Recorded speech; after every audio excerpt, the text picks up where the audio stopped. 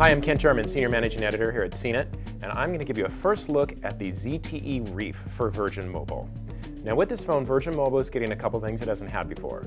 One, it's getting a water-resistant device. It's also getting a phone made by ZTE, which of course is a big Chinese company that is still growing here in the United States. Started out with really basic phones, but now it's getting into smartphones like this. Fortunately, what the ZTE Reef doesn't bring to Virgin Mobile is a handset with 4G LTE, which Virgin Mobile now has, and you don't get the latest Android operating system. So, a little disappointed on both of those fronts, but the water-resistant thing is nice. The only weird thing is when you look at this phone, you don't really think it's water-resistant. You know, a lot of water-resistant phones, they have rubber on the outside, they have a lot of closed ports, they're very kind of heavy or sturdy. This just doesn't feel like that at all. It's plastic back, feels really light in the hand. Not that light's a bad thing, but just doesn't feel like a water-resistant phone, as I said. Up top, you'll see the 3.5mm headset jack doesn't even have a cover. The micro USB does.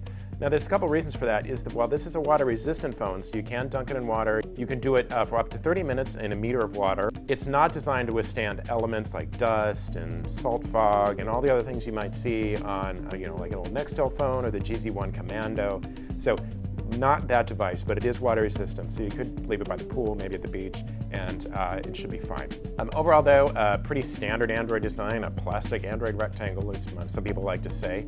There is a pretty nice display, pretty bright and colorful, all the usual customization options as adding folders or icons or deleting them. You can go back and forth through the 5 home screens. At the bottom of the display you see there's that standard app tray. It fits up to 4 apps. One is there's the menu right there, so you can't change that one. But it has 4 apps that you can swap out. That stays constant on all the screens as you cycle through. Down below are 3 touch controls. There's a back button, there is the settings, or the sub-menus also, and then there is a home key.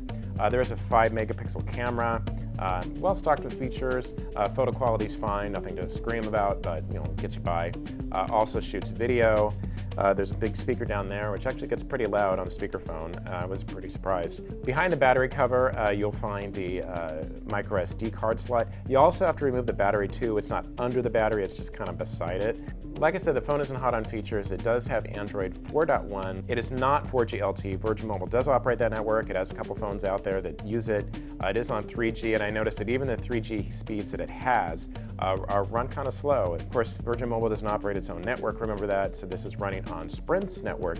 Sprint actually owns Virgin Mobile, so is using a big network, is using something that has a lot of coverage, but just didn't really like the 3G speeds. And then you have all the usual Google apps, some productivity features, organizer options, Wi-Fi, Bluetooth, GPS, so pretty standard, mid-range really in features. Virgin Mobile stocks it with some bloatware, like there's this feature which is Virgin Feed, which shows you sort of popular music, news stories, sort of useful, sort of not. There's a lot of icons it's stocked with, like Wikipedia, they have BuzzFeed, they have Twitter, they have Instagram, or there's also the mobile ID packs, which then you can sort of give your phone different identities, and it downloads certain wallpapers and other apps to go with it. Call quality was pretty good, didn't have any major complaints. But overall, a pretty mid-range phone. I just was disappointed they didn't stock a couple more features, but it is nice that Virgin Mobile gets something you can take in the pool. I'm Ken Sherman, and this is the Virgin Mobile Reef.